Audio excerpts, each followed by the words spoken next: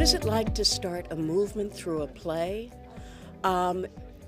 It's wonderful because you feel that every audience member is joining you. You feel every actor on stage becoming as passionate about something you thought you only cared about. So it's a great thing when people leave the theater, look for me and say, I have to bring my friends. I have to talk to my grandmother. I'm bringing back my husband.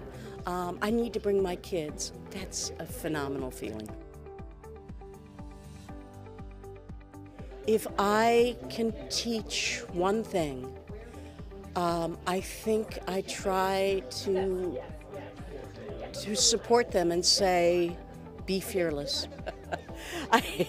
I told one of my producers that if Lynn Nottage got a Tony nomination, that I felt I had a double chance of winning. And my producer said, oh, well, that's nice for you.